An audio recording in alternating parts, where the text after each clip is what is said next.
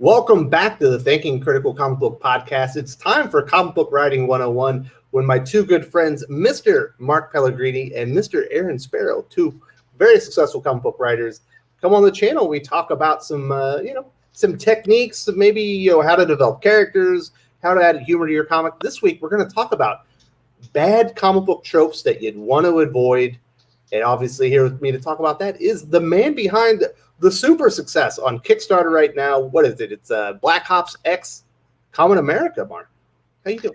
Hey, great to be here. And yes, Black Ops X Common America is on Kickstarter right now, and it's going to be on Kickstarter for another 55 days, so there's still plenty of time, but it's doing well, and we couldn't be happier. No, there's no time. 55 days, you'll forget. Just go pledge now. Hurry! The clock is ticking. Also with this is the man behind Darkwing Duck, at least in comic book form. Aaron Sparrow, how you doing? I'm doing well. Doing well. Glad to be here. Well, I'm glad you guys could make it. It is Mother's Day. Happy Mother's Day to all the mothers out there or people celebrating with your mothers. I'm glad you could pick a little bit of time out and join us today. Now, let's talk about some of these bad comic book tropes. First thing we need to do, we got to talk about a little bit, what are tropes? Why do people use them? Essentially, they're storytelling devices such as figures of speech, themes, images, characters, or plot elements that are used over and over and over.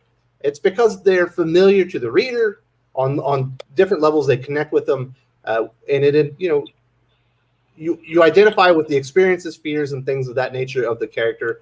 Some common tropes that you will see, like the ticking clock as a deadline in the story, approaching, and it creates tension.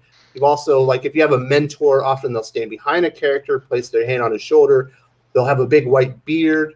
That is a trope. The space of the sea is a very common trope where the nomenclature to describe the things in space are very nautical in nature, like spaceship, Starfleet, and the ranks will line up, kind of with your seafaring military folks.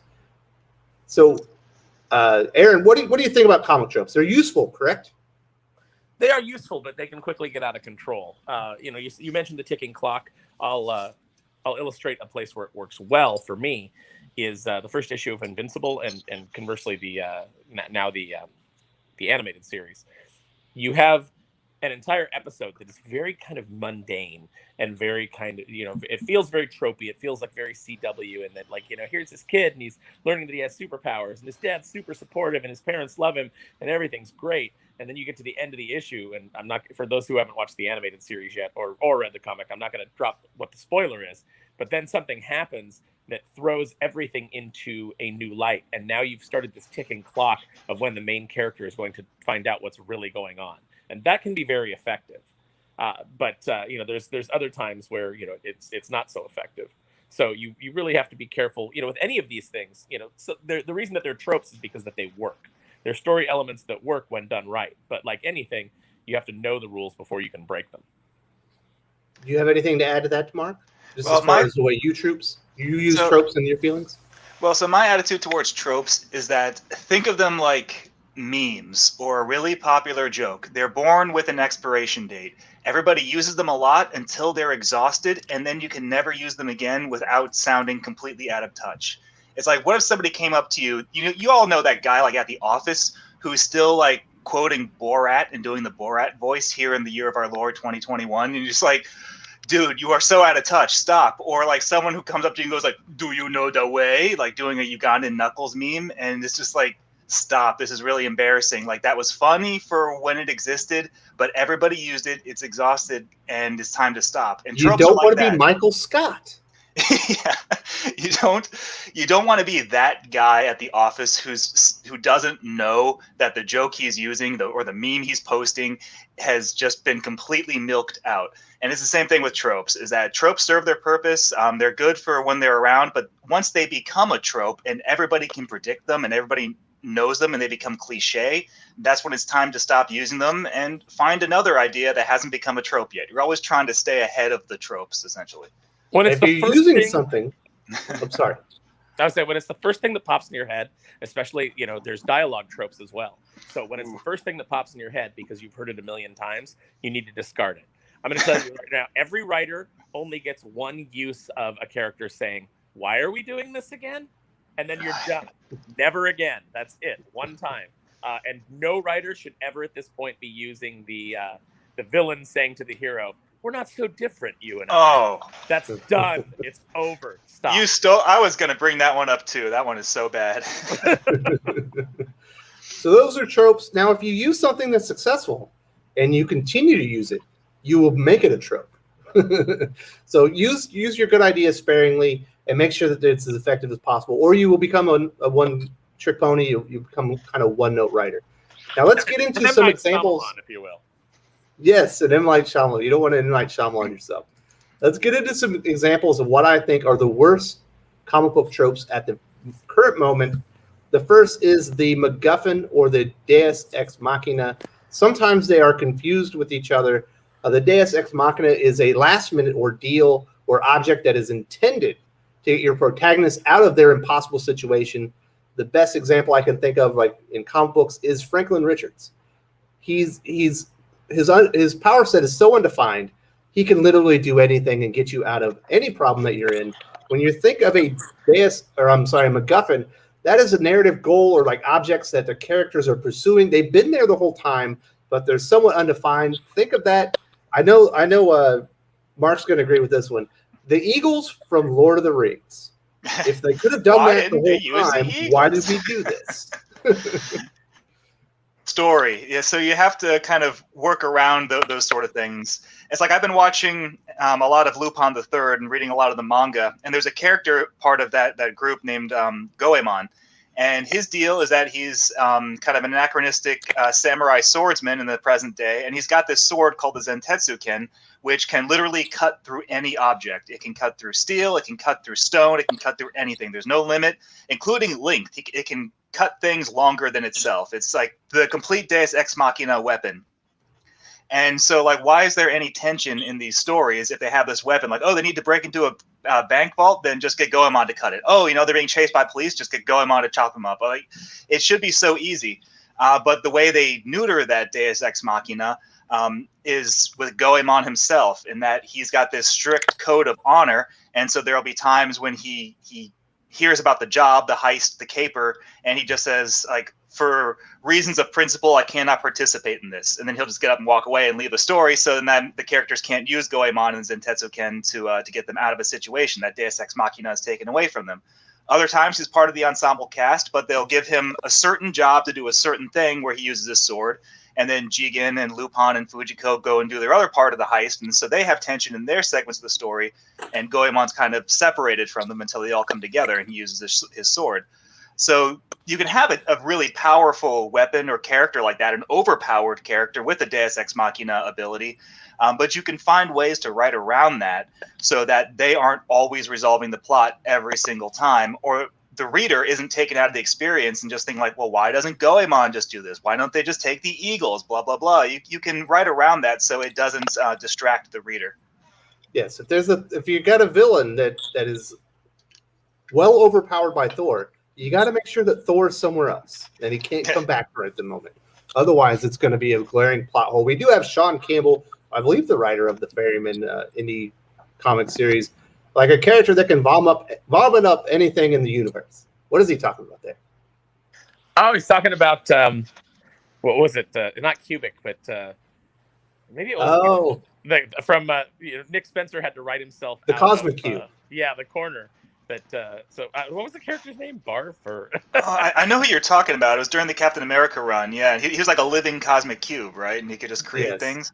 Yeah, and it was, and so he vomited up a fragment of a cosmic cube, and that's how they wished the real Captain America back and saved the day. But it wasn't really the real Captain America. It's still a very confusing part of Nick Spencer's secret society. Yeah. I don't want to go down that rabbit hole, but I'm still confused too. If the real Captain America was a Hydra agent all along, and the one who's like running around now is just like a fabrication created of what we wanted Cap to be, but that's a whole other thing. Marvel's continuity is so broken at this point. It doesn't. Not in the words of Carl from Aquadine Hunger Force. It don't matter. None of this matters. So the problem really with a MacGuffin or a Deus Ex Machina is it's going to solve a lot of times it's going to solve your protagonist problems, like essentially with no word. It's going to render their journey or their adventure meaningless. So you need to have the objects and characters that represent these things need to have limitations. Do you have any examples that you'd like to bring up, Aaron? Of limitations? Of MacGuffin's Deus Ex Machinas that are good examples of what to avoid. The entire Star Wars sequel trilogy would be my first example. Rey in and of herself is a Deus Ex Machina. No matter what the situation is, she has the skills to deal with it. So no matter what you write, she, immediately takes on that challenge. Hey, you grew up on a desert planet and you've never even seen an ocean. Well, guess what? There's this raging ocean here between you and your objective, and right now there's a storm, so it's too dangerous to go. You even have a character say that, and then in the very next scene, she's just catamaraning across the sea with no problem. She has grown up on a desert planet. She should not be able to do this. And people go, oh, well, she's got the Force. But that makes the Force a Deus Ex Machina. The Force has to have limitations. In the original movies and even in the prequels, it did. There were certain things that you couldn't do. Now, if you think about it, every time a Jedi encounters another character, instead of breaking out their lightsaber, they should just use the Force to pick them up and slam them into the ground a couple times. Problem solved. But, you're not going to get a compelling story that way. So you have to watch out for those things. The powers that you give your characters have to have limits, and they have to have reasons that they can't be used at certain times, like Mark was pointing out with the Lupin III. There has to be those elements that you work into your character that keep them from just powering through everything every single time, because there's so many challenges that you would just be able to overcome. You've got the Jedi mind trick. Why are you ever having a conversation with anybody? I mean, obviously, if you're a Jedi, then you're going to try to follow the light path. But if you're a Sith, you should never be negotiating for anything. You should just be dominating your entire way through. Yeah. So we do have a super chat from Darth Bobcat. Happy Mother's Day. Thank you so much for supporting the channel. We aren't so different, you and I. I write too, as well as you. As we all know, it's easy to overuse dialogue tropes. But what are we even doing here? Very well done. I will tell you that sometimes, there are pieces of dialogue tropes, where they irrationally trigger anger out of me. Like if someone writes it or says it, there's no rational reason why one trope gets me angry than the other. But the one that I hate is "Stay Frosty." I just want to throw that book out the window anytime any character unironically tells their team to stay frosty. Okay, when they said it in Aliens, that was fine because that was 1987. But we've moved past that. Don't tell your characters to stay frosty. That just sounds so lame. But if Kilowog says it and then adds poozers to the end of it, somehow I'm fine Absolutely. with it. Yeah, I will give you that, because I feel like that's a very specific character who can get away with saying something that very specific, because he's the drill instructor character who can do that. There are some exceptions to the rules. Absolutely. We have a rebut here to what you were saying there, Aaron. King KDI, also Brandon Day music videos. Isn't the reason they don't use Jedi mind tricks is that it doesn't work all the time? Some races are immune to it, and some Force users aren't powerful enough. It only works on the weak-minded. Well, sure. They put some limitations on it. Just think of the world around you. Most people are weak-minded. So you would be able to dominate most people if the Jedi mind trick were something on Earth. You could dominate almost all of Twitter. Ooh, CWD. And many people have. Well, one of the nice things Trixie, stay frosty, booyah. Booyah. I mean, booyah is weird because I remember that being a thing in the early 90s, and then it went away. And then Teen Titans brought it back, and then now booyah is a thing again. It's a cycle of booyahs where it goes away and it just keeps coming back. And then Joss Whedon makes Ray Fisher say it, and all help. It was fun while it lasted. Put some dialogue tropes that you hate in the chat. I'd love to read them. Absolutely. If you got some dialogue tropes, or just a trope in general you want us to mention here. Most of what we're talking about are my examples. So sometimes, though, it's like when Aaron was saying was that you're at a deadline, so you're just writing on autopilot. But if you write something and it's not good, you just shouldn't do it. It's no one has ever written dialogue that says I've heard of blank, but this is ridiculous, and ever felt good about that. No one has ever written that and thought this is funny. I'm funny. No, you're writing a bad trope when you're doing it. You just need to grab your wrist and stop. Pretend not on a Sunday. Grab your wrist and don't do it. We're not. All right, Crayley Creepy. Mark, we've got shots fired from AL. Ooh, cowabunga. That's where I don't know if I can think objectively on this one, but I can tell you this. They have tried to find substitutes for Cowabunga, and they are all worse. Don't you ever tell me that Booyah Kasha sounds really cool and hip. Or what was the one they said in Ninja Turtles: The Next Mutation? Their phrase was certified turtlefied. And in the 2003, oh god, I hate that so much. That was bad. And then in the 2003 cartoon, they're trying to find like substitutes for Cowabunga, and so they say it's ninja time. And like, just say Cowabunga, because all of your attempts to avoid Cowabunga are worse than Cowabunga.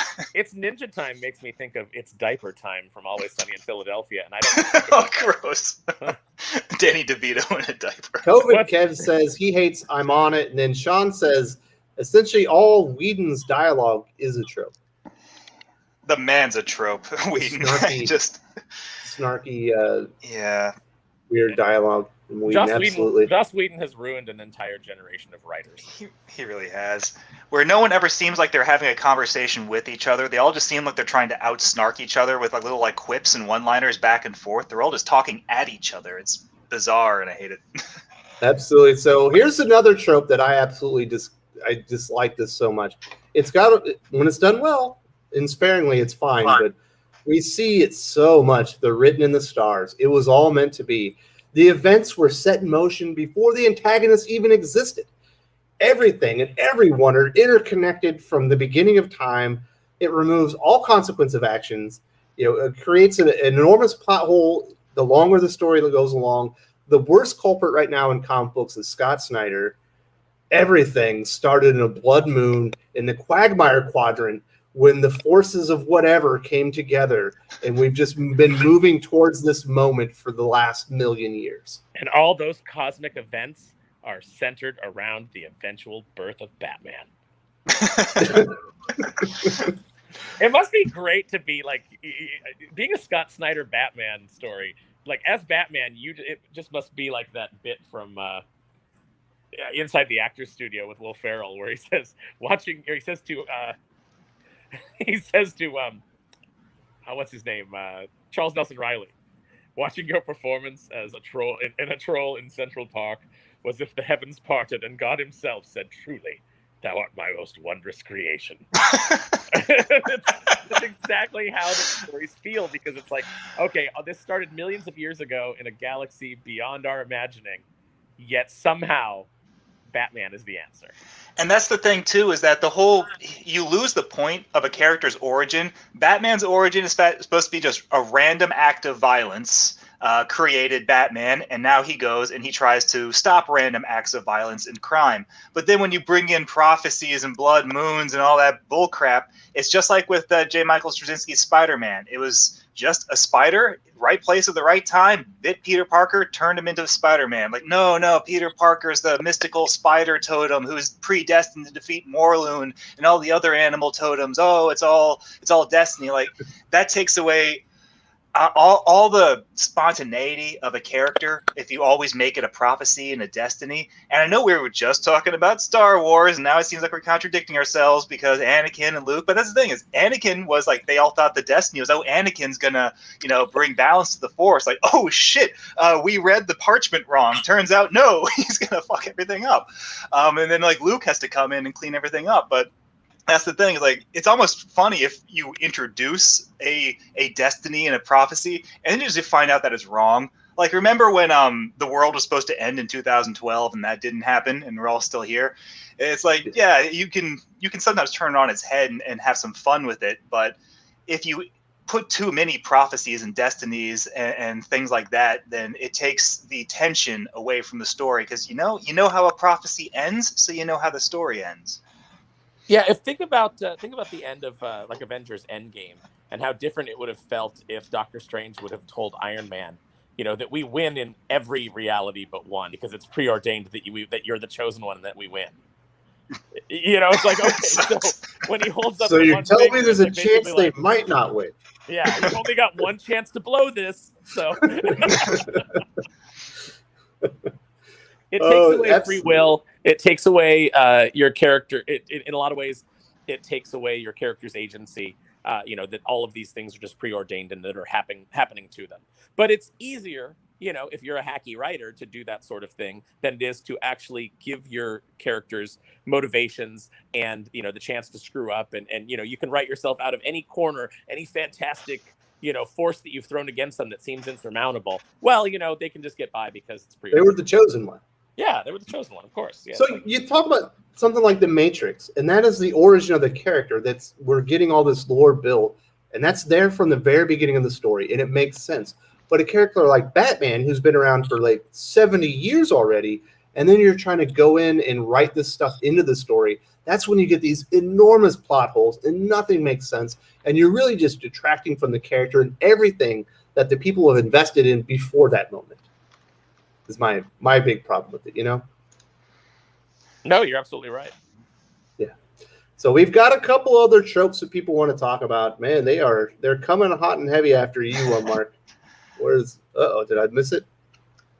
I might have lost defending the this one. spider totems. Don't you dare defend the spider. No. What about defend, hot soup instead of cowabunga? Hot soup? Oh my god! I mean, that's not even pizza related. It's like you're losing the food, but. That's the thing is like there are already alternatives to cowabunga. They were saying them back in the 80s cartoon when they were saying like turtle power, and then pumping their fists in the air and making everybody feel uncomfortable, or go green machine. I mean, it doesn't always have to be all cowabunga all the time. It's just hot soup is not an alternative. I would not consider hot soup an alternative. No. No, but my goodness, there are better things out there than Turtle 5 certified, please. We got Deviant Porg. I was the reason of every single event of your life. It's the A's and Trope and Bleach. I have been every voice inside your head. Oh, it's like when Blofeld showed up at the end of what was that? The one that came after? No, it was Spectre, right? Yeah, Spectre. Yeah, he shows up at the end of Spectre. It's like, I am the author of all your miseries. Here's a flowchart going back to Casino Royale that explains that I was the one behind all of these things, including that one weird organization in Quantum of Solace that we're not supposed to talk about anymore. That was all me, Blofeld. Remember that one time you had erectile dysfunction? I spiked your drink.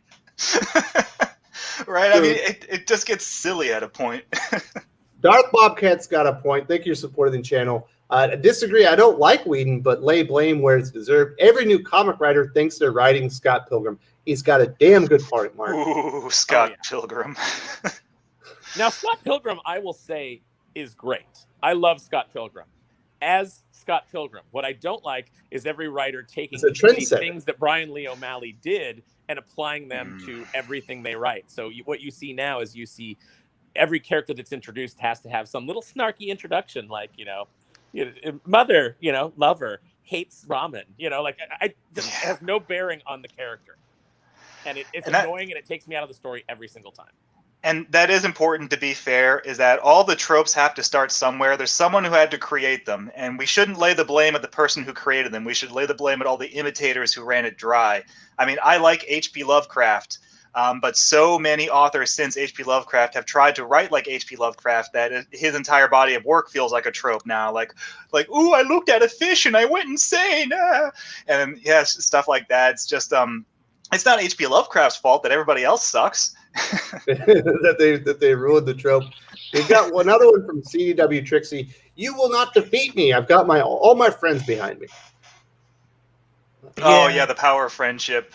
I mean, if you're writing something like My Little Pony, and it's meant for kids. I mean, if you're doing a kids cartoon and the whole moral of the story is the power of friendship, then yeah, there's certain expectations, and you can write them well. You can find interesting things to do about that. But I really don't need to be watching, or reading a comic book, meant for big boys, or watching a movie meant for big boys, and it all ends with the Avengers saying like, "You can't stop us because we're standing together. We've got something you don't have, Thanos: friendship." Like, I'll tell you a personal story about this. The first run on Darkwing Duck that we did, that we obviously had a lot of interference, and we had another writer on there who was overwriting our dialogue. We were basically ghostwriting at that point, and then we were getting someone else coming in and rewriting the dialogue and then getting full credit for it. The Boom Studios saga. I won't go into the whole thing here, but we got to the end of the story where they just took an idea that I had and they had to rush it out. And it was just the worst thing. It was a crossover called Dangerous Currency, crossover between DuckTales and Darkwing Duck. And at the end, Negaduck has all this power because he is basically become this nega slime that is mixed with the Phantom Blot's ink. And so he is just tearing through all the heroes. He's got everything that he wants. And the way that Darkwing defeats him is Morgana says that, and I didn't write this, so don't blame me. Morgana tells Darkwing that she cast a spell on him, and all Darkwing has to do is hit him with the truth. And Darkwing's truth that defeats Negaduck is telling Negaduck that he doesn't have friends. Ooh, And then so Negaduck sappy. says no, and gets sucked back into the Negaverse with all of the other villains that are that have benefited from the slime, and that's the end. Darkwing won because of the power of family. Darkwing was never that corny. Now, one more. So, never ever have your villain defeated by the power of family, because Fast and the Furious has destroyed that. Like, more family. I got family. You can't beat me because I got one thing you don't. I got family. Don't mess with my family. Like, don't. That's as bad as the power of friendship, the power of family. I'm sorry, but Fast and the Furious has poisoned that well forever. Well, What thank about the you. new That's a one where his perfect literal transition. family, John Cena, is coming back to defeat him? Can Right. his family be defeated by his other family? Superhero family is my next comic book trope I'm so tired of. Why is there a family of Superman characters? It takes away from the importance of the character, the uniqueness. At this point, Lois Lane has been powered up. Lana Lang has been powered up. Crypto is powered up. Everyone's a superhero in Superman's own book. He's being saved by his cousin. It's so annoying. No, it's weird though, but this is a trope that goes, my goodness, like back to the 40s. I mean, Yeah. Shazam had a family with Uncle Shazam and Hoppy the Shazam Bunny, and Captain Marvel Jr. and Mary Marvel, and then Superman, of course, had his family, and that goes back to Streaky the Super Cat and Beppo the Super Ape and Comet the Super Horse. And Batman has had his Bat family since. Why does since Batman way have back a then. family? He's a loner. I It's know, supposed that's to the be him thing and though, is Alfred. that I almost appreciate that. The problem is that the Bat family would work if Batman could be a closed narrative with a beginning, middle, and end, but it's just an eternal ongoing saga that can never end. But the Bat family is like a natural outgrowth. Batman lost his family. He becomes a grown man. He builds a family from there, and then he grows and he changes, and then eventually it all falls apart, and Dark Knight Returns happens, and we all know that's how it ends. But the point is that that feels like natural growth for Batman. But because this is comic books that are designed to go on infinitely until the heat death of the universe, eventually Batman is going to lose that family, be it like another crisis retcon reboot of the continuity, or just bad editorial writing where everybody dies. But then eventually he's going to build that family back up again, and we're just going to see that going forever and ever for all eternity. Same thing with Spider-Man when he was married to Mary Jane, and they were going to have their baby. They had their baby in the 90s, and then Norman took May away, and then we just never talked about her again because she got her alternate universe spin-off comic, which doesn't count to 616. We just don't know what happened to 616 May. She just disappeared. But that's the thing, is like, now Spider-Man's not even married anymore. But that's just the way it goes. Is superhero families are fine if superhero narratives were closed, but because they aren't, superhero families just kind of get more annoying, and then they become a problem, and they have to get put out of the way. Every superhero has their own family now. Even Dan Slott's Iron Man was like the Iron Man family. Why? Well, because Dan Slott can't write Tony Stark, because Tony Stark is all the things that Dan Slott is not. He's cool. He's a ladies' man. He's rich. He's very suave. People want to be around him. He's all these things. This is the thing: is if you're a good writer, you can put yourself into the heads of other characters. But it's really hard for a dull writer to write. First of all, to write a very smart character, and for someone to write science, they need to actually have some idea of what that is. So instead of like actually doing the legwork, because we know that this is a writer who's very lazy, that's why other writers have to be brought in to help him finish his scripts, is the solution to doing research is just pack the cast with a bunch of normal, everyday, kind of boring characters and focus on them instead of the star of the book. Now, that's not a good solution for sales, but it's certainly a way to pad out some scripts and get a couple of paychecks for phoning it in. Right. Don't use soap operas to dilute your story, to dilute the conflict or the action. And a lot of people do that. the perfect balance between like superheroics or action or adventure and soap opera has always been X-Men. X-Men, at least maybe not now, but the X-Men that I read in the 90s and the 80s, like that was like 50% soap opera, 50% adventure, and it balanced perfectly. The X-Men cartoon from the 90s got that balance perfectly. 1 second, it would be Wolverine like, I need you, Jean, please. And then the next moment, Apocalypse would be showing up, and they'd be going traveling through time and doing all sorts of crazy crap. And then Cable would show up and be like, I'm the wild man of Borneo. And like, I don't know what's going on, but I love it. I mean, if you're using soap opera, drama to pad your story because you're not good enough to write adventure and action, then you're just writing a boring comic, and that's no good. It's one of those things. Have you guys watched the Flash TV show on CW? The first season, I never got. I liked the first season. I just I did too. when I found out that it was starting doing all these like crossovers with Green Arrow, which I didn't like, then I didn't pick it up after that. But I did like. By the end of the second season, the nerd engineer guy is a superhero. The doctor, the female doctor. Well, let's be honest. He's Vibe. He's not really Vibe. He's Vibe. I mean, I know that they set the. So that's the thing is like if you're familiar with the Flash characters or just DC characters, you know their real names. When they introduce those characters with those real names in the first season, it's like, okay, inevitably they're going to become Vibe or Killer Frost or whatever. Yes. It's just kind of biding your time until it happens. But I imagine, for like the average person watching that, like, holy shit, is everybody in this show a superhero? My 5-year-old got tired of it. He's like, what?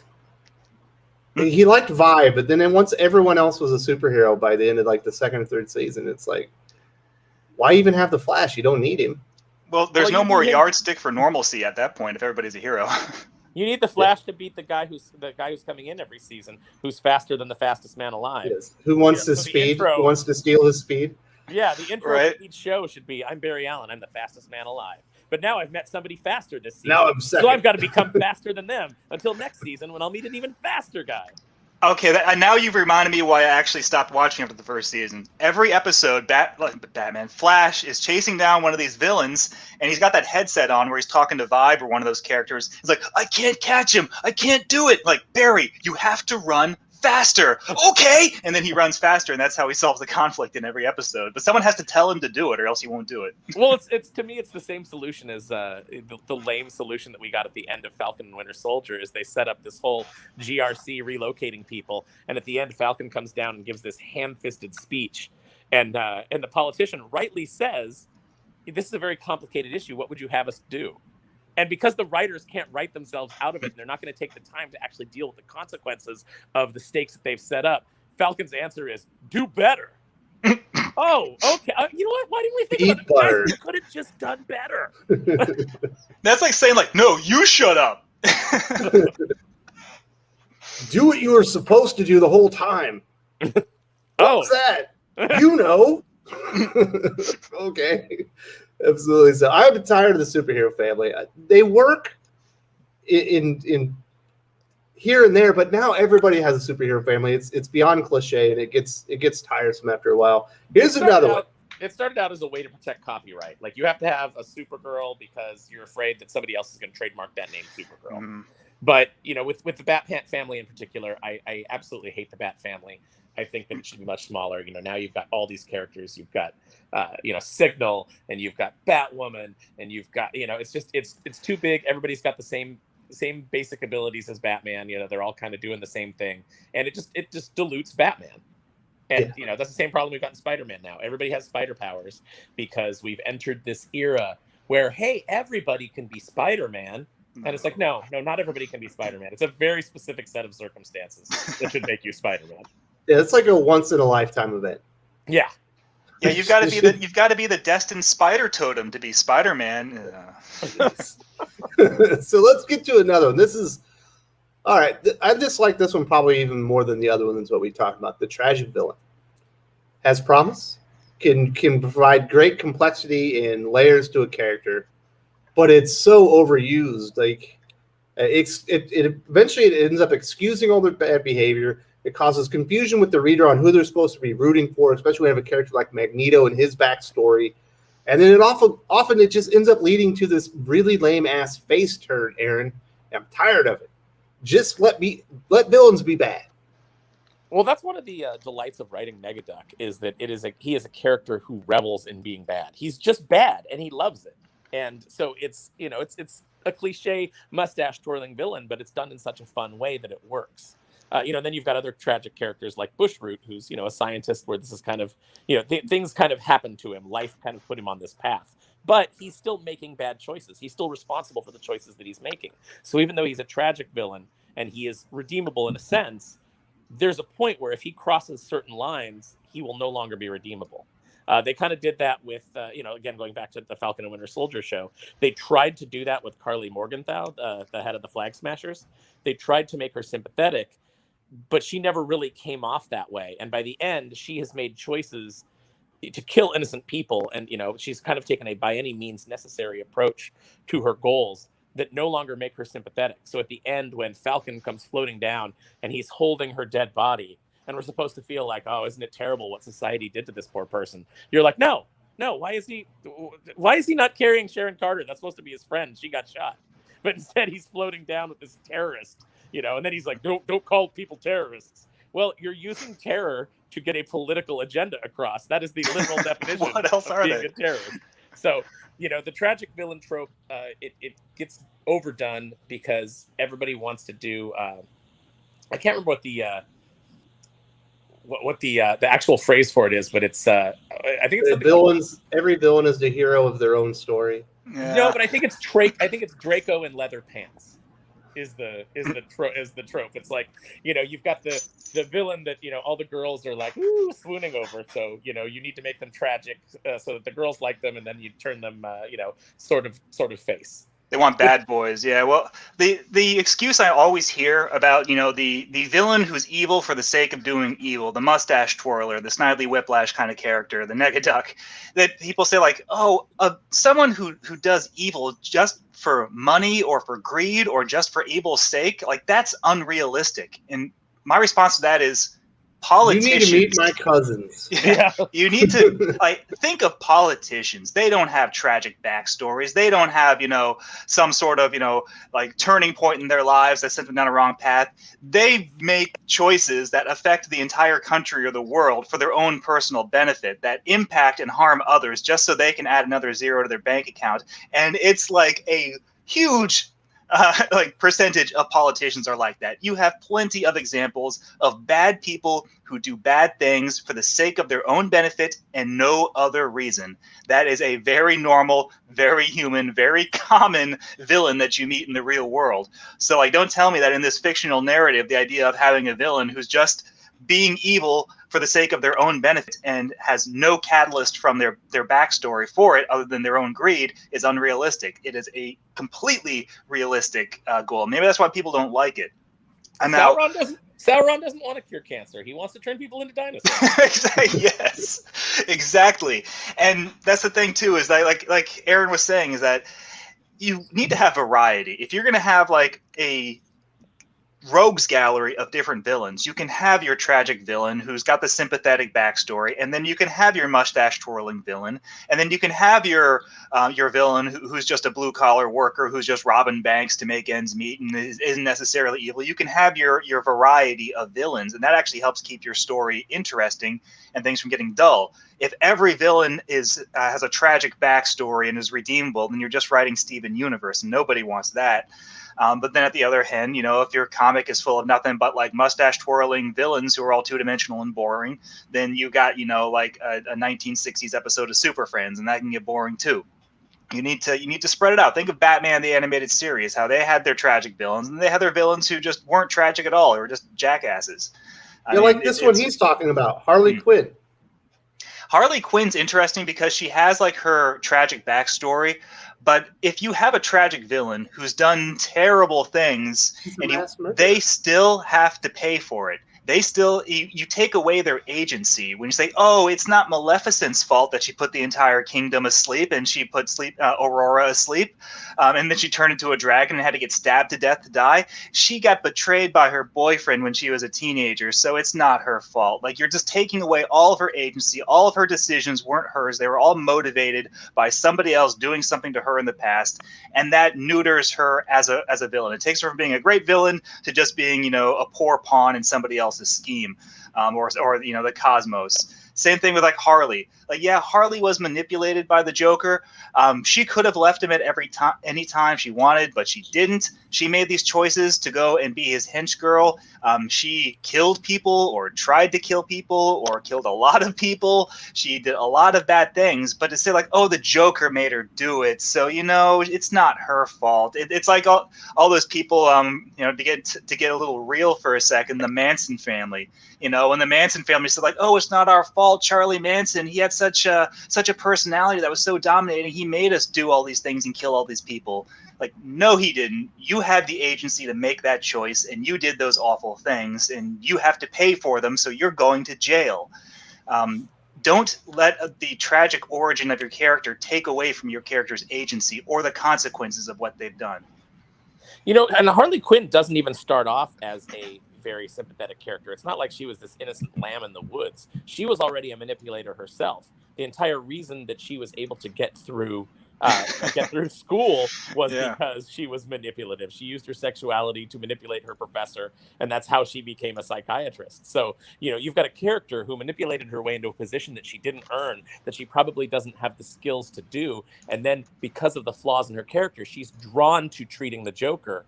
And the Joker sees that, and he is able to just twist her, just give her that slight turn that she needs for him to be what he needs her to be. So Harley has agency. She made those choices and she got there. Yeah, she is manipulated by the Joker, but it's because she's terrible. She's a manipulator. And then she runs into a much stronger manipulator.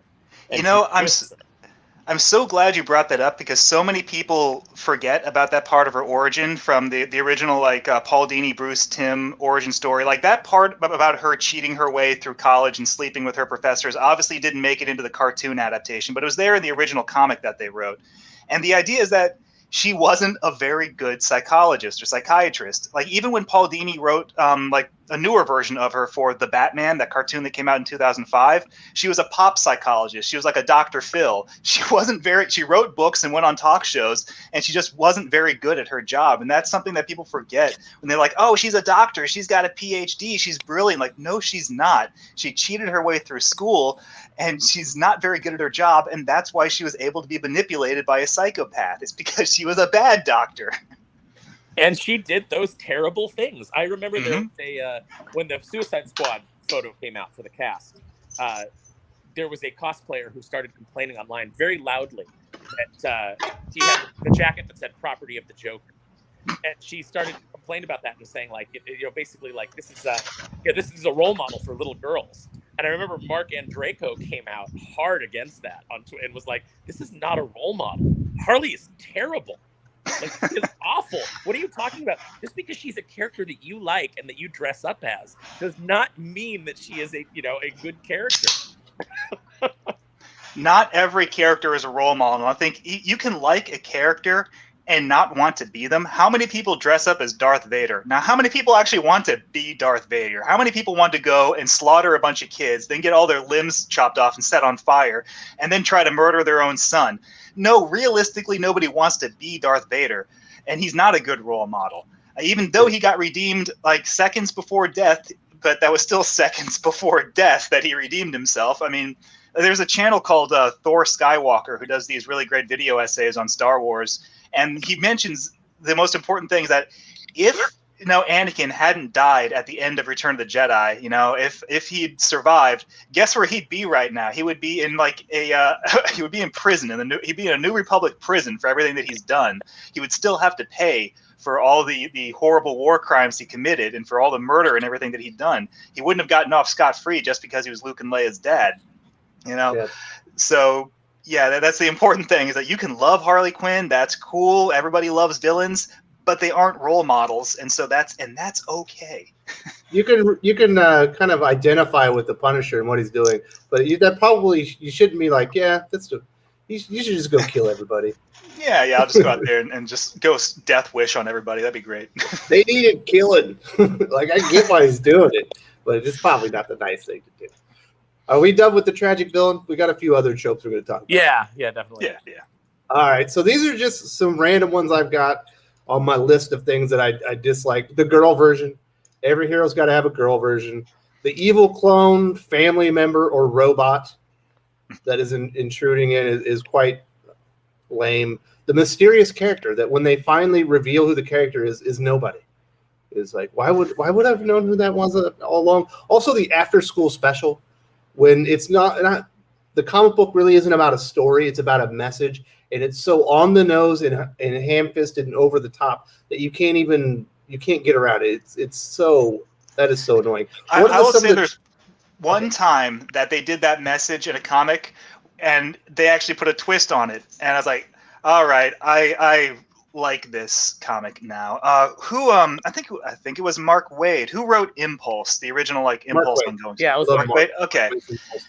I think it was the very first issue. So Bart Allen, who is Impulse, he has this friend at school, and his friend keeps showing up to school with a black eye and bruises, and so the whole issue is about child abuse, abusive parents, and Impulse decides that he's had enough. He can't stand seeing his best friend coming home and knowing that he's getting beaten by his dad, and so Bart puts on his Impulse costume and zips over to his friend's house, and he confronts the friend's dad, who's sitting on the couch drinking a beer. And he's just laying into his dad, you ever lay a hand on him again? Blah, blah, blah. And going, and the dad's just what are you talking about? Leave me alone. And then he hears coming from another room, a big smack. And he goes into the kitchen, and he sees that his buddy is getting beaten up by his mom, who's holding a cocktail, a Long Island iced tea, and just beating the crap out of her son.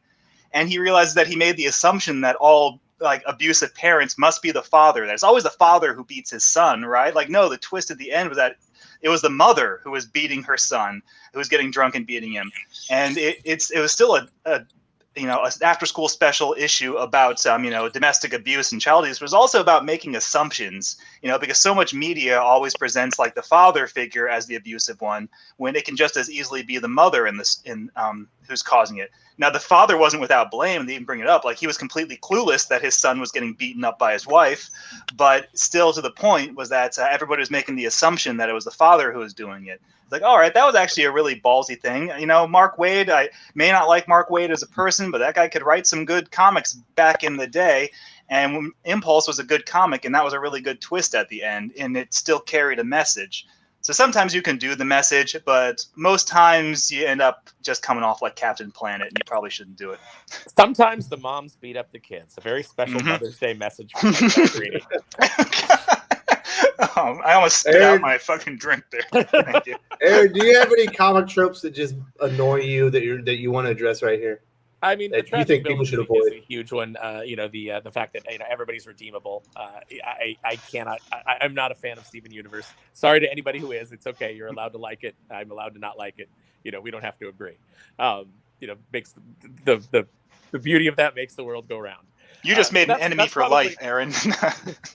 That's probably the thing that bothers me the most. I don't like the magic trope. Where you just cast a spell at the end to get yourself out of everything, because that's unfortunately that did just going back to those early Darkwing issues, that did kind of happen in the first version of our book, because all of the dialogue that explained what was actually happening was stripped out. So that's something that I don't like. Just the quick fix ending, where we cast a spell and now Deus Ex Machina, like MacGuffin ending. Yes, something just arrives. What I hate now is the invincible army of things that are against you, but you destroy one thing and the army and can't they all die. Yeah, like the core processor or something like that. Yeah, they did that in Phantom Menace, and it was sort of fine there because it was a big control ship, and I kind of got it, but then by the time they go back and they do it in Rise of Skywalker, where it's none of these ships can navigate. They don't know which way is up without this beacon, and the beacon can only be on one ship at a time, and you're like, they've mastered hyperspace, and yet this is really, they don't know which way is up. Get out of here. I can't handle it. So tropes can just be something that come up generally they come up out of pure laziness, or you've just written yourself into a corner and you're like, how do I get out of this? And you just come up with a quick fix, and it doesn't really work when it's examined. And so this is the problem. If you want to write solid stories, you have to kind of really think about your plot and think about where it's going and what works logically, and how are your heroes, how are the actions of your heroes going to get through this problem. And it can't just be blowing something up. That just becomes a very easy, we just got to blow up the thing. And then you blow up the thing, and now everything's all right. You defeated the whole army. Congratulations. High five, everybody. Now, you also mentioned, Wes, that you mentioned like the evil opposite, the Yes. dark doppelganger of the hero. Now, I will confess that I like that, but there can only ever be one of those in your narrative. You can't be like Batman, where he's got Prometheus and he's got the Wrath, and some people say like, he's got Bat Zorro and he's got Man Bat, and like which one is the evil opposite Batman? Oh, they're all Killer Moth was another evil opposite Batman. Like, there's too many evil opposite Batmans. The Batman who laughs. The Batman who laughs, like just one. There can only be one evil opposite. Like Darkwing Duck has Negaduck and only Negaduck, and that's it. That's great. Negaduck is awesome because there isn't also I think we actually did this conversation a little while ago. I'm sorry, Aaron, but I know you mentioned like you had other versions like like Dark Warrior Duck and stuff, but like essentially for the most part there's just Negaduck. Now to go on about like evil opposites, like, and there's things you can do with them one at a time in different series. Like I watched last year during the quarantine, and I had nothing better to do. I just watched Power Rangers. I watched the original Mighty Morphin Power Rangers through Lost Galaxy Power Rangers. And then I kept watching some more. And different seasons would introduce evil Power Rangers, right? But they would do something different with them every single time. And they were always with a different cast, a different team of Power Rangers. Like, we all remember the original Mighty Morphin Power Rangers when they introduced the Green Ranger, the evil Green Ranger. He was a good person who was brainwashed by Rita and into being an evil Power Ranger. And that was a 5-part saga, and it was really epic back in the 90s. I'm sure it's cornball now, but as a kid, I loved it. But you had this good person who was turned evil, and eventually he gets over it and he joins the team. Then a few seasons later in Power Rangers in Space, they introduced the Psycho Rangers, who is a team of evil Power Rangers, which they'd never done before. And they're all like artificial creations, all like digitized robots. And they're just evil for the sake of being evil, but they're really strong. And it takes a long time for the good guys to beat them. It's a great story arc. And then years later, Power Rangers SPD, they introduced this idea of an evil team of Power Rangers, but they're the opposite. They used to be good. And then they decided that evil was more enticing, and so they became evil Power Rangers out of their own choice, and they became the bad guys in that season. And they're all different ways of doing the same concept of an evil Power Ranger, but just finding new avenues to tell that same sort of story or introduce that same character trope that appeals to the story and hasn't been done before. So, I mean, you can reverse flash, zoom. Now, I almost want to give. I like Reverse Flash, but it's the same thing over and over. The Flash is a legacy, so I mean, there's God damn it, Jay Garrick, Barry Allen, Wally West, Bart Allen, right? And then each of them has their own Reverse Flash, because the Reverse Flash is also a legacy. So you've got Rival, Professor Zoom, and Inertia. And so I almost feel like, but then you've got all those million other speedsters like Godspeed and all those other guys who aren't part of the Reverse Flash legacy and almost dilute it. I feel like that's the thing, though. It's like for each Flash, they should have a Reverse Flash, and that's part of the legacy. Like Jay Garrick has Rival, Barry Allen has Professor Zoom, and so on.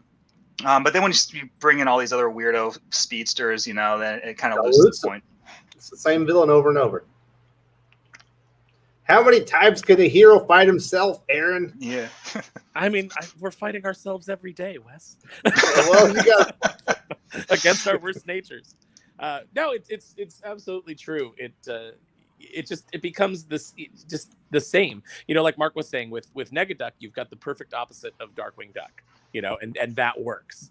And then you've got other characters like Dark Warrior Duck who are also Darkwing, but that's not his opposite. That's him from a future where he's become embittered and become because he lost Goslin, and he's more focused on stopping anybody from ever losing anybody, and so he's become just the really like Punisher type character on crime. Like they basically say in this 90s Disney cartoon that he killed villains.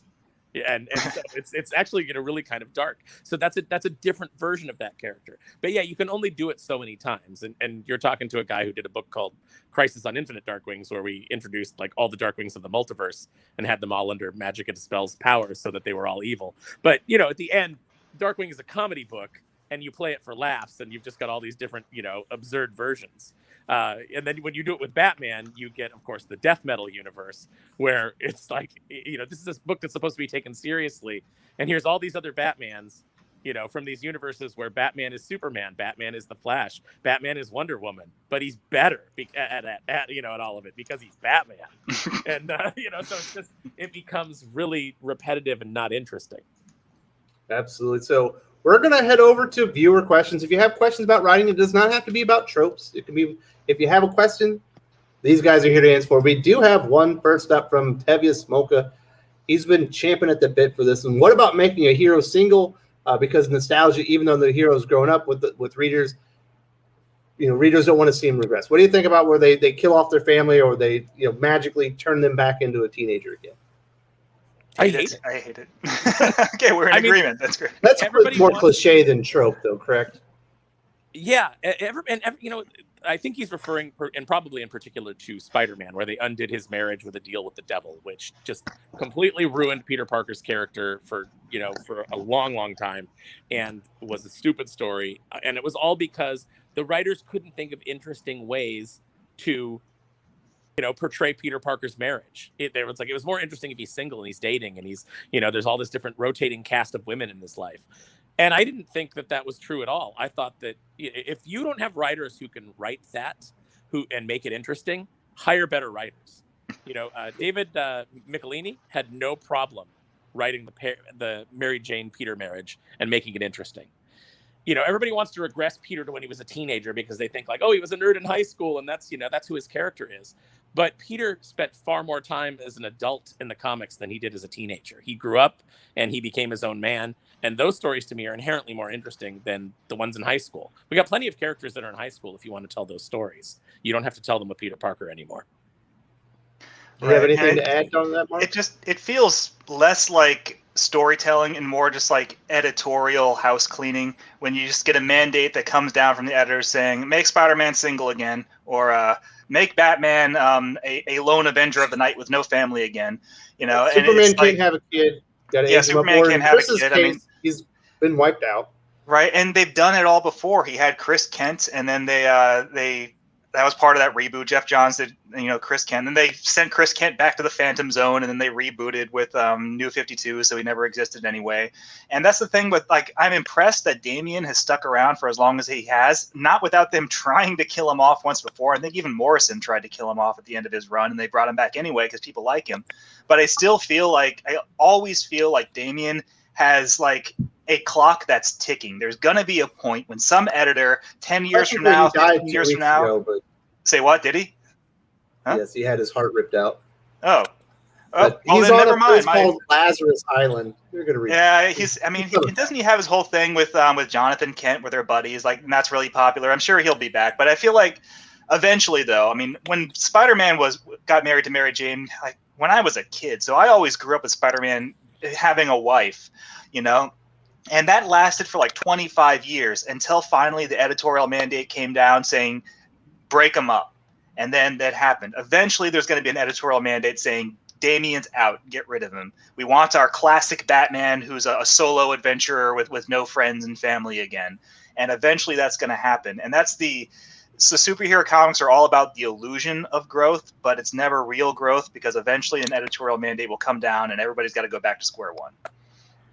There's something very powerful about found family, with a loner character. There's something very interesting in that, and something that's very powerful when it's well done. That's essentially what Darkwing is about. It's what a lot of Batman is about. It's what the DuckTales reboot is about. And I think that there's a very interesting narrative, to be explored there if you're coming to the table with something different, because it's been done multiple times now. So again, whenever you're doing something like this, you have to say, what fresh take can I bring to this? What idea do I have that hasn't really been done to death with this? And that's what you need to move forward with. And that's how you'll avoid being tropey. Common Sense asks, what are your thoughts on CW's Hunter Zolomon, versus Hunter Zolomon and Joshua Williams Flash run? I like the actor playing Hunter Zolomon. I like that first season. I liked that actor. I thought he was suitably ominous, and he impersonated Jay Garrick well for you. I thought that I thought it was a good. Oh wait, I'm thinking of the wrong guy then. I'm thinking of. I'm sorry. Second season Zoom. Yeah, Hunter Zolomon Zoom in the second. They think he's Jay Garrick. It turns out he's Zoom. He's Hunter Zolomon. I kind of got out when that happened. I didn't really enjoy the way that it built up. Like, you kind of knew he was going to be a bad guy, and then when they revealed it, I was like, yeah, I know. I don't care. I was aware. Yeah, so I kind of tapped out. So I don't know that I'm really qualified to speak about this. And I know that Mark said he only watched season 1. So. Yeah, he did have a scary look to him. I mean, so Hunter Zolomon in the comics as a character, I really like him. But that was when I was getting into the Flash run, was the Jeff Johns run, which introduced Hunter Zolomon. And I had kind of a completely this has nothing to do with the quality of the writing, but it was the fact that Hunter Zolomon was a graduate of George Mason University, and my comic shop was across the street from George Mason University, and my brother went to George Mason University. I was like, oh, I like this character already. But he was a good character. He was developed really well during Johns' Flash run, even when all that weird Infinite Crisis stuff happened towards the end, and there was all those weird crossovers that kind of messed it up. Like, oh, okay, now he's over in Wonder Woman teaching Cheetah how to be fast, but okay, that's going on. Now he's going and racing Bizarro for some reason, but the trade paperback doesn't have the follow-up story because that was a Superman comic, so I don't know how this ended. Like, even with all that crap going on, all the editorial crossover stuff, like, his storyline progressed really well. Like, he really messed with Wally, and he's a character who had a tragic backstory, but not tragic enough to justify what he was doing. Which is why when he gets his comeuppance, it feels really good. Like, I sympathize with him. Bad stuff happened to him, but not bad enough for him to basically abort 2 kids from Linda. So yeah, he got what was coming to him. And of course, it's comics, so eventually he came back and everything regressed. And I don't know where he's at now. But during the original, like, Jeff Johns run, he was a really great villain. You know what? You make a great point, Mark, that I kind of want to just expand to behavior in the real world. Is a lot of people, you run into a lot of people, especially on social media, and they're broken and they're hurt inside and they are lashing out. And I'm sure that they have trauma in their lives. I'm sure that's where it comes from. I am sure that they have a tragic backstory, but that doesn't mean that their actions are justified. That doesn't mean the things they're doing are justified. So, think about that with people in real life, and then how that translates over to characters. Is you may have some things that happen to you. You may have been wronged. You may have had some problems, but that does not justify you being a terrible human being. Yeah, absolutely. It's like someone who's really rude to a cashier, and they're like, "Sorry, but I'm having a bad day." And like, that doesn't justify you ruining somebody else's day. It can get down to something that petty, but that's the same sort of logic that they operate on. Something bad happened to me, so I'm going to pay it forward and do something bad to somebody else. Like, no, that doesn't. 2 wrongs don't make a right. You still suck. Yeah, or like when people say, like, at least that guy admits he's an asshole. Well, that doesn't excuse him being an asshole. It just means he recognizes it. And that's actually even worse, because if you recognize it, you should correct your behavior. All right, guys, we're following field. We got another question from Jer0 here. How about the trope of hallucinating a usually dead character, and both the hero who's alive and the hallucination are aware that they're talking to a hallucination? That one's annoying. I've seen that one in Batman recently with Alfred.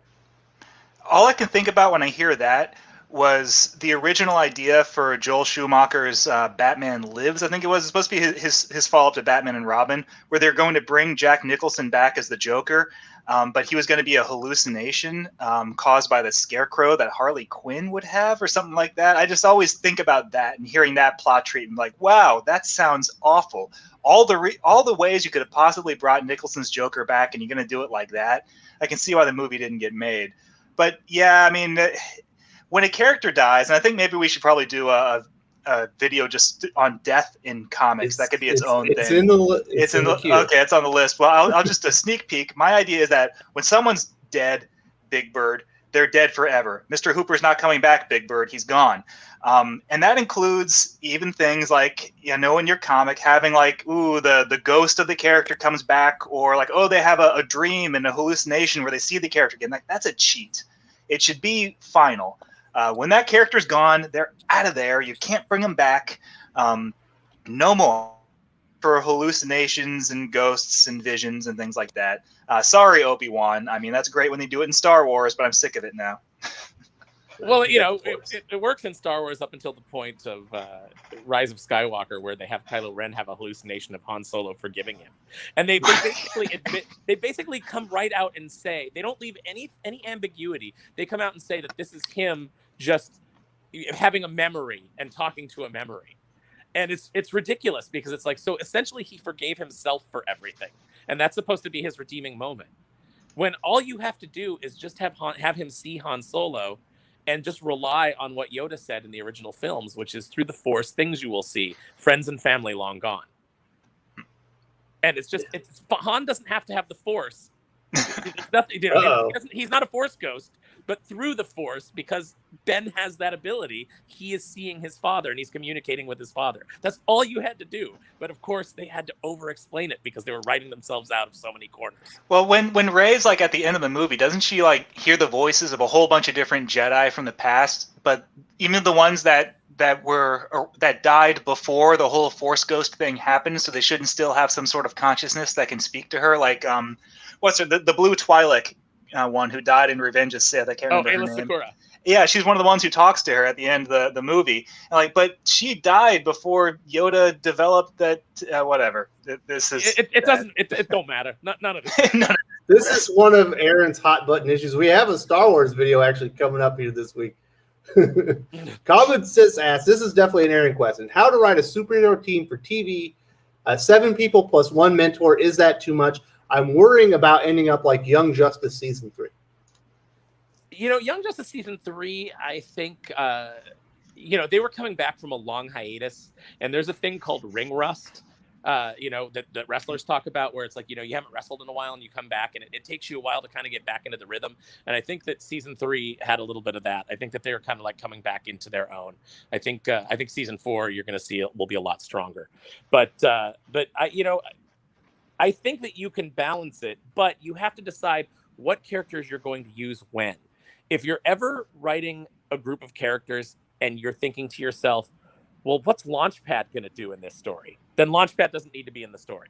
He can just be off doing something else. You don't even really have to explain it. Characters have their own lives. You know what? He couldn't be here today. He has court. I don't know. Right? I mean, so when you're writing an ensemble cast, like I think of like X-Men, like that has like 20 characters, but they aren't all 20 characters in every single issue or every single story. Sometimes it's only the ones that are needed for that story. The cartoon would do it the same way. Like you can have a cast of, a whole bunch of characters, but sometimes it's a Wolverine story. And so he's getting the plot, he's getting the development. Sometimes it's a Rogue story. She's getting the plot this time. They kind of take turns. Sometimes it can be like a Rogue and Gambit story where they're working together, or a Nightcrawler and Kitty story. And that doesn't mean that the other characters are falling by the wayside and being ignored and not being developed. It just means it's not their turn yet, because there's a lot of characters and they each kind of need to take a turn. With Common America right now, it's an ensemble cast of characters. And so like Kimiko, Kamen Ramen, we've already got her slated for her storyline where she's going to get a lot of development and backstory. But she has to wait her turn because we're also developing Carly and Misha and these other characters. So it's just sort of like not every character can be the focal point in every story. They just kind of got to rotate. And you as a reader have to just be patient.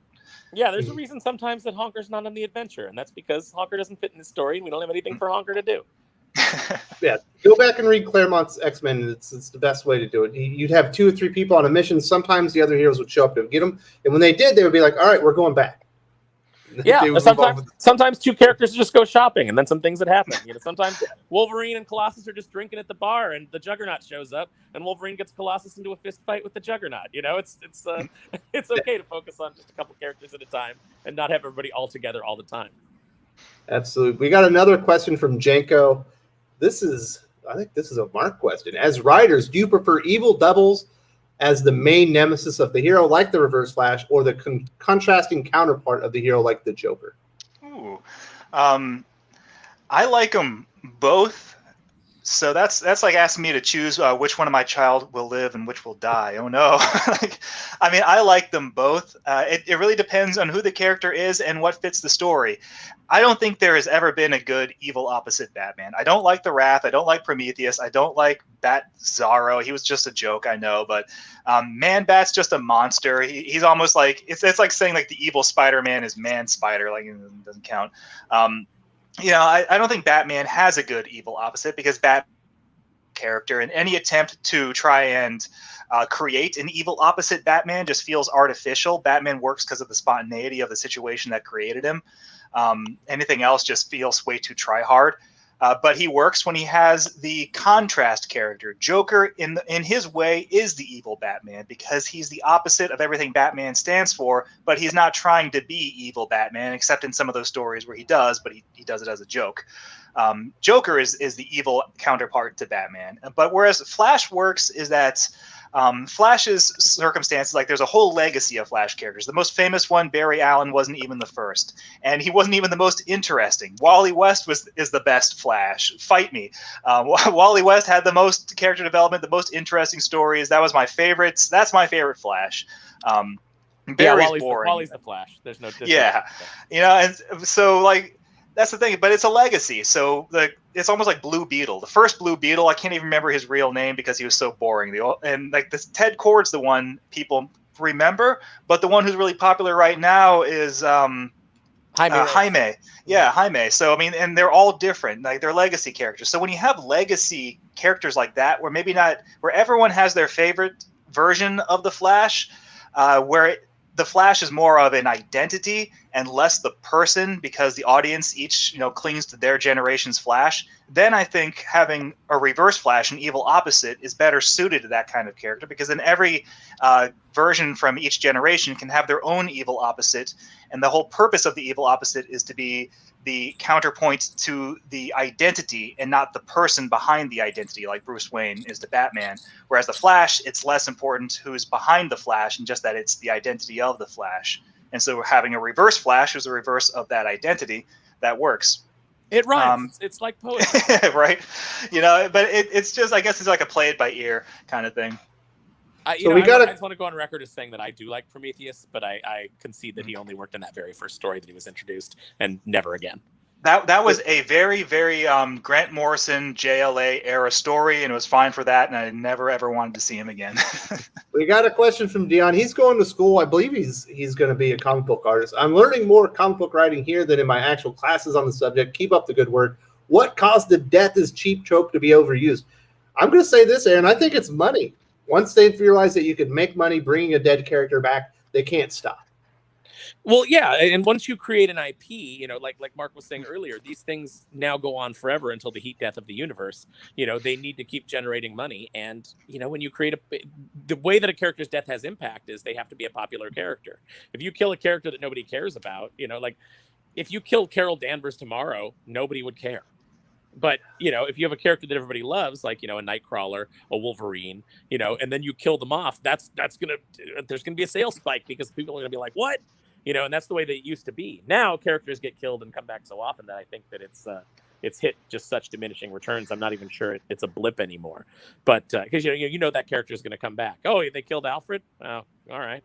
He'll be. It's not even the first time they've killed Alfred, which is the funny thing, because I think Alfred might actually be patient zero of the killed and came back to life character, because he was killed back in like the 50s, and then they brought him back to life because the Batman TV series, the 1966 one, was popular, so the comics brought him back. And I think he might even be the first example of a popular character getting killed for, drama and then being brought back for reasons outside the narrative. I mean, I know everybody thinks to Jean Grey, being brought back for X Factor as being the patient zero of the death is meaningless in comics, but it legitimately does go back to the 1960s, though it really didn't start getting out of control until the 80s.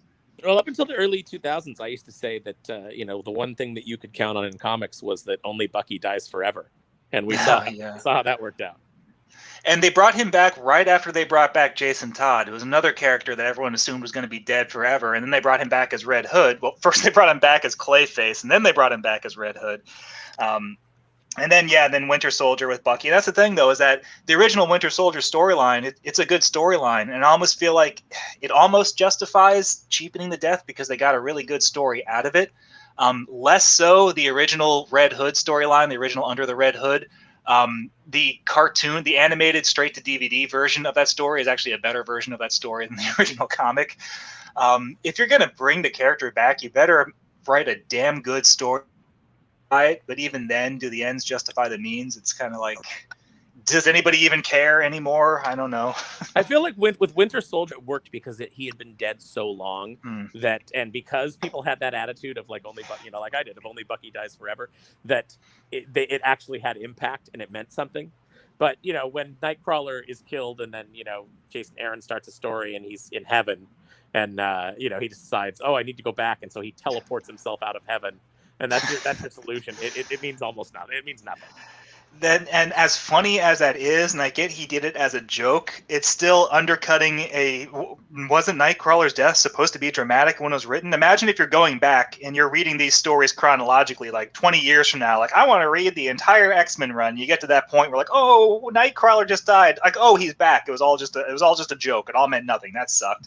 Now you get a death that means nothing, and then a joke that's not funny because it means nothing. Yeah. So there's a question from Shinosky. I just want to say, Aaron and I are going to tackle that in a video tomorrow where we're going to talk about changing the sexuality of characters. We have a whole 20-minute segment we're going to do on it. So this is going to be the final question from the viewers. Thank you all so much for participating. Had a great conversation here today. This is from Tevia. What are your thoughts on legacy characters being forced into legacy characters who never earned it? For example, Riri Williams, Ironheart.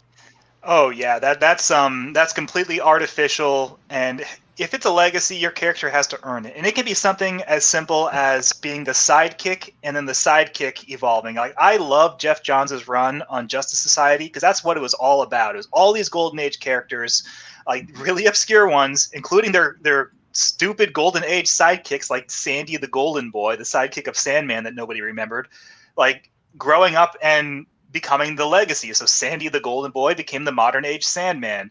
And of course, you also have the Flashes like Wally West, but Bart Allen didn't become the fourth Flash because he was just a nobody who lucked into it. He was Impulse for a very long time, like for 10 or 15 years before he finally became the Flash. And he had a really short run as the Flash, which is one of those things where, just to get off topic, they killed off Wally or had him retire so he could raise his kids, and then Bart became the Flash for like 20 issues, and then Wally got brought back to be the Flash, and then Wally they got rid of him and brought back Barry to be the Flash. It's like they couldn't make up their mind on who they wanted to be the Flash. And then they replaced him with Wallace. Well, yeah, with that Wallace. Character didn't, and then they had to bring him back again. It's like, yeah, it's such a hot mess. There's no mystery as to why I can't follow the Flash anymore. But yeah, for legacy characters, it has to be earned. It can't just be like, here's the thing. Villains do that. A villain will have no scruples about becoming the next Green Goblin. Like that psychiatrist Harry's. I can't remember his name. He was a very brief Green Goblin, but he was Harry's psychiatrist who learned about the Green Goblin secrets and became the third Green Goblin. He didn't earn it. He was a nobody. And then he had a very short tenure. But that's how villains create legacies, is somebody steals their legacy who has no right to do it. Whereas heroes, a legacy is something, if you're going to take up that mantle, you have to have earned it. Or like Rhodey, when he became Iron Man. Hamilton. Bart Hamilton, thank you. The reason I can't remember his name, he was only in one storyline in the 80s. I mean, but yeah, like Rhodey, he didn't want to be Iron Man, and he had a really long tenure on the book as Tony's bodyguard, and only put on the armor reluctantly when he had to be Iron Man. And so he really, when he finally became War Machine, his own character, but sometimes when he was Iron Man, like he really earned that position. And it was decades of storytelling building up to it. Whereas Riri just like, oh, I'm Ironheart, everybody. Just look at me, I'm Ironheart. Just out of the fucking blue, I'm Ironheart. Well, wait. So you're saying that Rhodey became Iron Man? When was this? Because I've been told that diversity in comics only happened starting in 2015. Right? Yeah. Didn't you know there were no black characters in comics before 2015? Yeah, it's like it drives me nuts. It's like Rhodey took over the Iron Man mantle when Tony was too drunk to be Iron Man.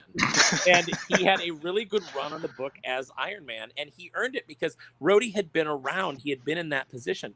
When they first turned in the comics, not in the show, when they first turned Falcon into Captain America, I was on board for it because Falcon had been the partner of Cap for a long time, and I like that legacy. I like the, seeing that character, even if it's only going to be for a brief time because things have to reset because this is IP that has to go on until the heat death of the universe. When he first became Captain America, I was like, yeah, right on. And that first Remender story was great. It was a Hydra plot. It was a very Captain America story. The type of story that you would get from maybe Jim Steranko back in the day. The high stakes, spy, the villain's got this worldwide plot. He's going to sterilize everybody. And the only people that are going to still be able to procreate are going to be people that are loyal to Hydra. It's an over the top story. And they have Falcon, who is more of an everyman character than Steve Rogers, thrust into this. And it was really well done. It was really well executed. I liked it. And then, we got Nick Spencer's run, which totally, took a political bend and completely changed the character of the Falcon in a lot of really unpleasant ways that kind of worked its way more into the show that I didn't enjoy. But, in the beginning, I liked that. I liked that brief run where Dick Grayson was Batman. That was fun stuff. And it was the promise of the sidekick becoming the main hero. Even though Nightwing is his own man. Yeah. When he and Damian Wayne are Batman and Robin, I just think it's perfect. But they have that. Yeah. I love my favorite moment in that is just where Two-Face realizes that it's not the original Batman, and it's because he freeze frames the video and he sees that while he's fighting, Batman is smiling. That's a perfect way to end this. Thank you so much to everyone for joining us. Had a really great discussion just about bad comic book tropes, what to avoid. Had a lot of fun talking about some of the comic tropes that you guys dislike the least. And then we took some viewer questions. We'll be back next week. I'm not sure exactly what the lesson is going to be. I remember I promised somebody something, but I forget what it is. So I'll get that up to speed, and then we'll do another lesson next weekend. Aaron, do you have anything to say before we wrap this up? No, I just appreciate everybody coming out and listening to us ramble on this Mother's Day. Yes, it's been a fun Mother's Day. Do you have anything to say, Mark?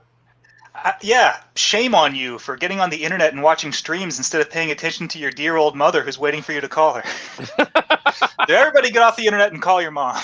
You know what? I'll tell you what. The best thing that you could do right now to make up for that is go pre-order your mom a copy of Black Ops Common America.